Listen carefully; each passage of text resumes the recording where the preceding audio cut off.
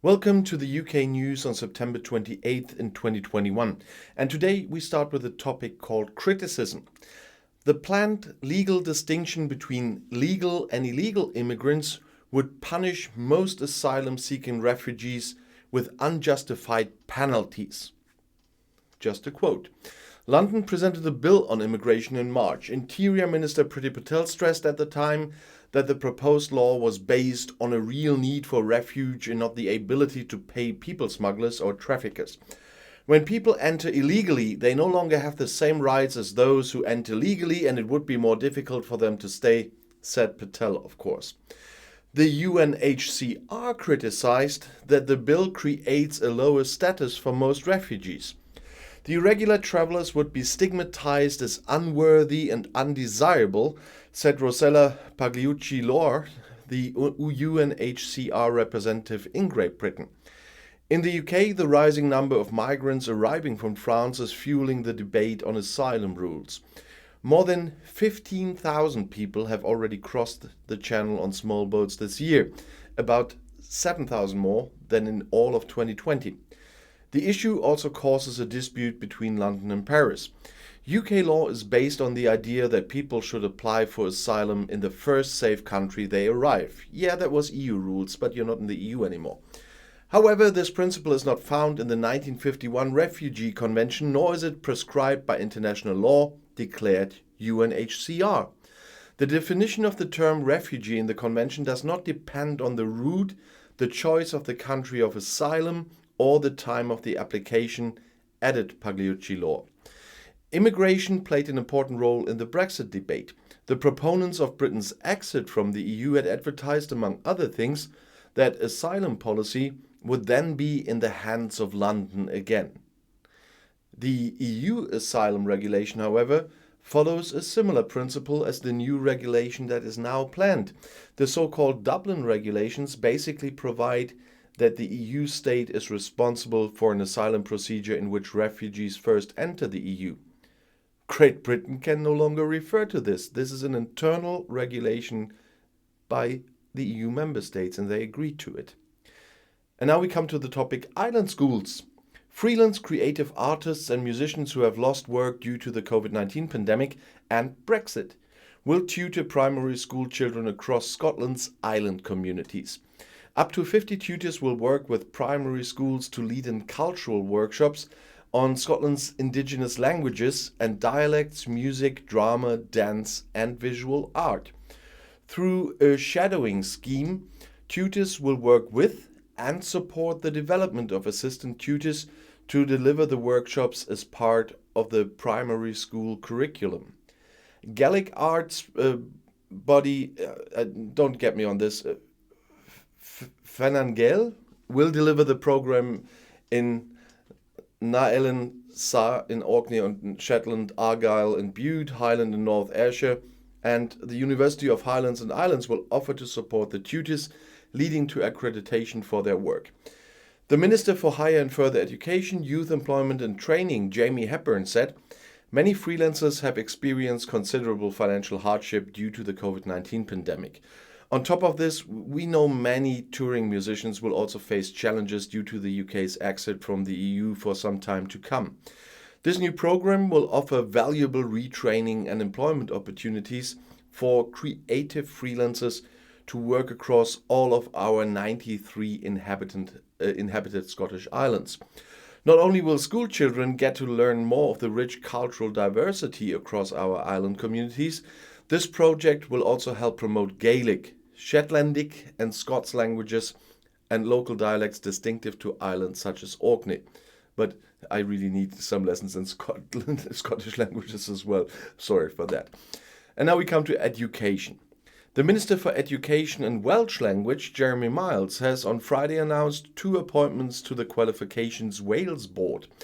The 2 appointments are, on the first hand, Julie Brennan. She's appointed as a member for a 3-year term and commenced on September 1st in 2021. And John Latham is appointed as a member for a 3-year term commencing on December 7th in 2021. Education Minister Jeremy Miles said about this, "I am pleased to announce these two appointments to the Board of Qualifications Wales. Over the next 3 years, Qualifications Wales has a vital role to play, both in supporting our response to and recovery from COVID-19 and in enabling our reform journey through the delivery of new qualifications for curriculum for Wales. The board undertakes an important role in ensuring that Qualifications Wales has effective leadership, has a well-defined strategic direction, and undertakes activities efficiently and in accordance with its aims, objectives, and targets. And now we come to a topic I called Despite Brexit. On the occasion of the 75th anniversary of the state of North Rhine-Westphalia, that's why I'm sitting here, that's this flag, the state government is sending a signal for the continuation and intensification of international exchange with the United Kingdom under the motto 75 years of friendship. Maintaining or intensifying the friendly relationships in the school sector that have grown over the years is also of particular importance in times of Brexit and the associated withdrawal of Great Britain from Erasmus+. In order to achieve this, the state is making available a sum of €100,000 for the first time in 2021, which schools in North Rhine-Westphalia will benefit from in 3 different funding areas.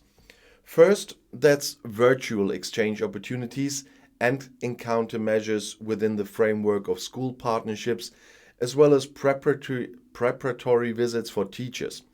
As with the already existing funding program in the field of encounter measures within the framework of school partnerships, for example, we have here Israel, Palestine, Poland, Netherlands, and Belgium, the state of North Rhine-Westphalia will also be promoting exchange opportunities with the United Kingdom from 2021. Travel expenses and preparatory visits by teachers are subsidized and virtual exchange opportunities are promoted. And second, support of North Rhine-Westphalian British exchange activities and contact events for school children and teachers on the occasion of 75 years of North Rhine-Westphalia will be there.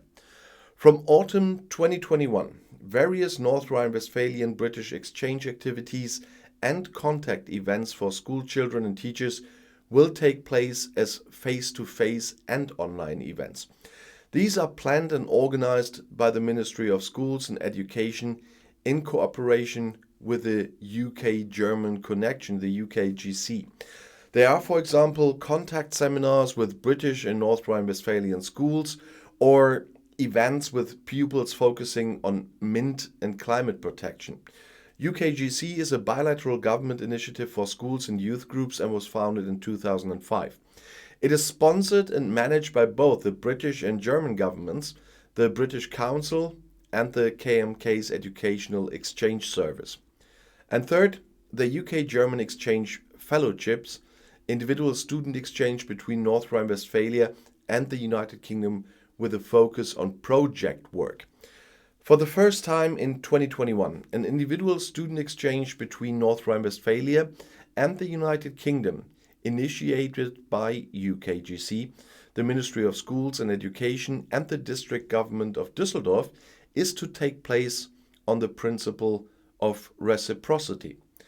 The first individual exchange program with a focus on project work is expected to begin in digital form in autumn 2021 with 10 to 15 selected German and British students from different schools between the ages of 15 and 18, initially as part of existing school partnerships. School children from North Rhine-Westphalia can be funded with an unqualified scholarship as travel allowance of up to €1,000. And a less positive topic is what I called arrested. The crime against Sarah Everhart in March upset many Britons. Now another young woman has been killed in London. I reported about that earlier. The police arrested a 38-year-old man now. The British police arrested a suspect in the high-profile murder case of Sabina Nessa in London. The 38-year-old was taken into custody on Sunday night. The victim's family had been informed of what they called significant development, the police said. Sabina Nessa disappeared on September 17th on the short way from her apartment in southeast London to a pub. The next day, the 28-year-old's body was found in a park on the route. The case is reminiscent of the March murder of Londoner Sarah Everhart, which led to an outcry across the country over widespread violence against women. Sarah Everhart had been kidnapped on the street while on the way home from a friend. A police officer confessed to raping and killing the 33-year-old. The verdict against him is due to be pronounced in the coming week. And I'll see you in my next video. Bis gleich.